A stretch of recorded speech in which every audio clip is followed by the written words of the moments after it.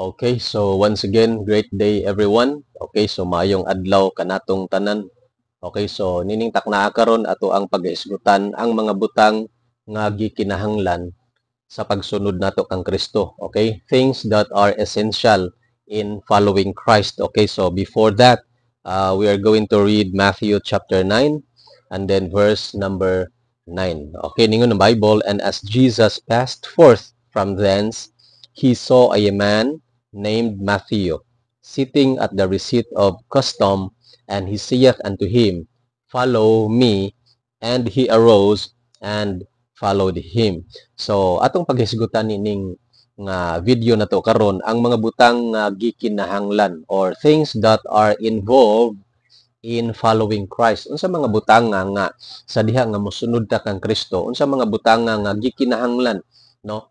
Kung parehara na sa pagluto, baka na magluto ka, unsa mga gikinahanglan nga mga lamas, unsang angay isagol ni ana, di ba? So mao pod ang ato ang pagsunod diha sa Ginoo. Now, kini atong gibasa karon diri sa Matthew chapter 9. Nagisgot kini sa usa ka tawo by the name of Matthew. Nga si Matthew wala siya nag-expect anang adlaw nga iyang ma-encounter si Jesus Christ, and then Jesus Christ would extend the invitation of following him. So ang gihimo ni Matthew at this time is that na siya nagtrabaho sa BIR. Okay, so usa ni siya sa mga opisyalis nga nagtrabaho sa BIR. Ang nagalingkod siya dito o niabot si Christ sa iyahang kinabuhi. Niabot si Christ atong lugara o nakita siya ni Jesus Christ, and he was not expecting that he will be called by Jesus Christ. Now karon niingon si Jesus Christ sa iya two simple words, follow me, sunod kanako. And right away ang response dayon ni Matthew is that he arose, nimbarog siya, and followed him. So walay paglangan-langan, walay pagduha-duha, misunod siya kay Jesus Christ. Now, adunay mga tulo ka butang nga gikinahanglan as we follow the Lord. Okay, things that are involved in following the Lord. Now, una sa tanan, it involves self-denial.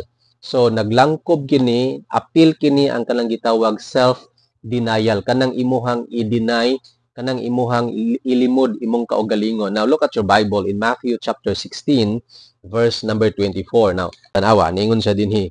16:24 in the book of Matthew. Then said Jesus unto his disciples, If any man will come after me, let him deny himself and take up his cross and follow me. Now, it involves self-denial. Okay? Let him deny himself. Meaning to say, mga kaigsonan, as you follow the Lord, regardless of your status in life, masikat ka or dili, na kay posisyon sa kinabuhi or wala, ilado ka or dili, unsang klase nimo nga status sa imong kinabuhi dinhi sa kalibutan, no, it will not matter before God. O dili na siya mo matter. Wala nagtanaw ang Ginoo dapita, ma-presidente ba ka o ma-janitor ba ka, madato ba ka or mapobre ba ka, okay? Tinahod ka ba sa inyong lugar or wa ka na ilhi sa inyong lugar?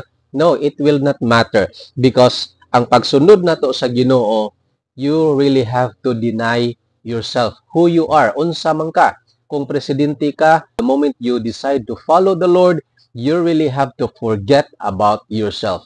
Atubangan sa Ginoo, dili ka presidente. Atubangan sa Ginoo, zero ka, wala kay nahot, zero, bakante ka. You are nothing atubangan sa Ginoo. That is why you need the Lord in your life.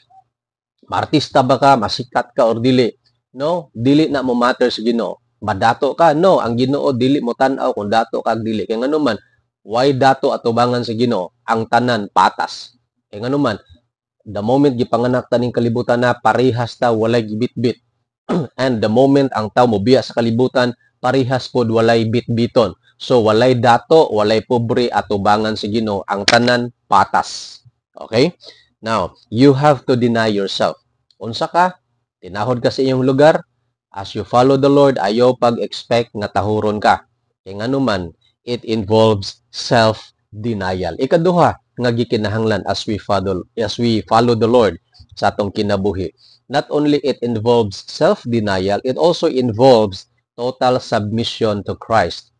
Sa diha nga mosunod kita sa Ginoo, kinahanglan ta na ay gitawag submission, total submission. Now, look at your Bible in the book of James chapter 4, verse number 7. Submit yourselves therefore to God. Okay? The word submit, imong itugyan. Okay? So, meaning to say, kung imong itugyan, imong kaugilingon si Ginoo, you are no longer controlling yourself. Dili na ikaw ang nagakontrolar sa imong kinabuhi. Dili na ikaw ang nagagunit. Dili na ikaw ang magbuot sa imong kinabuhi. The moment you submit yourself before the Lord, it is the Lord who will control your life. It is the Lord who will dictate your life. It is the Lord who will guide you and lead you ngadto sa dalan nga angay nimong subayon. Submit yourselves. Okay? So, it involves total submission. Now, I will give you an example. Atong himong example ang human body. Okay? Sa human body, usara ang ulo. Okay? Dili duha, or else kung duhay ulo, duha ka magbuot sa lawas. Usara gyud ang ulo. Now, kung imong tan-awon ang atong human body, how our human body parts nag-function sa usag-usa kanila. Okay? Sa ilahang different kinds of functions sa ilahang parts sa lawas. Tanawa, kung miingon ang ulo, moadto ko anang lugara, unsay himuon sa tiil, mo-submit siya. Mulakaw. Mulakaw ang tiil.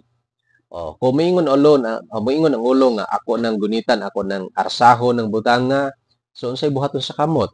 Ang kamot mo-submit siya. Okay, gusto sa ulo nga arsaho nimo ng butanga, so ang himuon sa kamot iyahang buhaton kung unsay gusto sa ulo. Okay? So, in other words, kung unsay pagbulutan sa head, kung unsay gusto sa head, sundon sa entero lawas. What is that? That is called total submission. Total submission, meaning to say, the moment you follow the Lord, dili na ikaw ang magbuot sa imuhang kaugalingon, ang Ginoo na. Or else, kung ikaw gyapon ang magbuot sa imong kaugalingon, you are not totally following the Lord. Okay? Because you are not totally submitting yourself unto the Lord. Okay? So, mao na siya ang ikaduha nga essential thing nga gikinahanglan as we follow the Lord. Now, unsa man ang ikatulo? Ang ikatulo, it involves giving your all to Christ. It involves giving your all. When we say giving your all, imong ihatag ang tanan. Why mahabilin? Kung aduna kay 100, ihurot nimo naghatag kay nganuman. It involves giving our all to the Lord. Okay, look at your Bible in the book of Romans, chapter number 12. And then verse number 1. Ningon sa dinhi, I beseech you therefore, brethren, naghangyo si Apostle Paul, by the mercies of God, that ye present your bodies a living sacrifice. Look at this. Ye present your bodies a living sacrifice, holy, acceptable unto God, which is your reasonable service. So, it involves giving our all. Ihatag nato ang tanan. Meaning to say, kung unsa ang naa nimo, ang tibuok nimong kinabuhi, imo yun ang ihatag. Oo. Kay nga naman, if you will not give your all to God, you are not totally following the Lord. Okay? Kung muna giingon ba nga mosunod ka sa Ginoo, unya ang imo lang ihatag sa iyaha is partial giving. So, that is not, dili na siya pwede. That is not valid in the sight of God. Because it involves, sama kang Matthew, pag ingon ni Jesus Christ kang Matthew, follow me. Two simple words only. Follow me. Kung sa gimo ni Matthew, why daghang langas? Wa ni daghang pangutana. Wa siya nangutana nga, Lord, ngano man, ano masunod man ko nimo? Or unsa man, asa man ko nimo dadon? Wala, why daghang pangutana? Okay? Ang automatic response ni Matthew, he arose, bangon, lakaw siya, barog siya, kung sa iyang gibuhat, and followed him, nisunod. Sama atong upat ka magsuon, si Simon Peter, o si Andrew, si James, o si John. The moment they were called by Jesus Christ, follow me. Kung sa ilahang response, they left their nets.